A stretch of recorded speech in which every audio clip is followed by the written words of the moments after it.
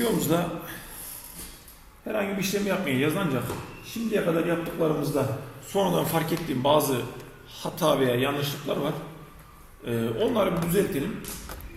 Şimdi öncelikle şu yukarıya tanımladığımız bir sınıfımız vardı. Onun şurasına bu yapıcı fonksiyonun ismi böyle de çalışsa da init diye tanımlanması daha doğru olacak.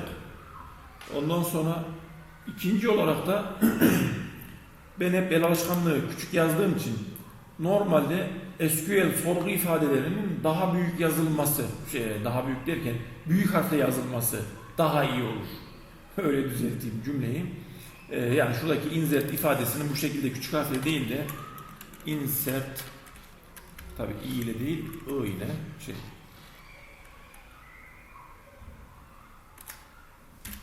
şöyle evet gibi. Bunların böyle büyük harfle yazılması daha faydalıdır SQL güvenliği açısından. SQL güvenliği demişken de şurada bir de biz %S diye bir şey bırakmıştık. Bu da bir SQL injection açığı oluşturur arkadaşlar. Onu da şöyle düzelteyim ben. O zaman aceleyle yapmadan geçtik. Burasını ID al dedikten sonra burası liste aldığı için buraya da bir virgül koyup tek elemanlı bir liste şeklinde tanımlarsak yani şurasını string birleştirme, biçimlendirme şeklinde değil de parametrik sorgulama şeklinde yaparsak SQL injection engellenmesi açısından daha önemli olacaktır. Bir de çıkışlarda gözüme çarpan bir şey vardı. Şu.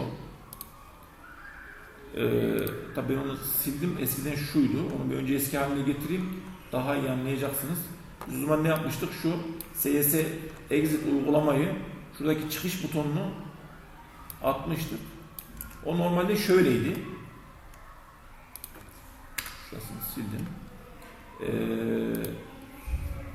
Çıkışa bastığımız zaman aslında burayı biraz fazla beklediğiniz zaman bir hata alıyor. Onu ben videoları çektikten sonra fark ettim. Verecek mi şimdi? Neyse. Beklemeyeyim. Bunun şöyle yapılması gerekiyor ki zaten şu CS exit uygulama exec ifadesi programda bir daha çağrılmaması gerekir aslında. Biz orada onu atladık.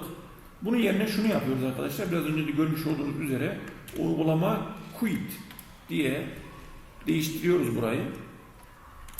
O zaman hem o ikinci satırı da görmeyeceğiz şimdi. Bakalım. Evet dedim. Yani normal artık bitişimizi yapabiliriz. Aklıma gelen eksik gördüklerim bunlardı. Faydalı olmuştur inşallah. İyi çalışmalar.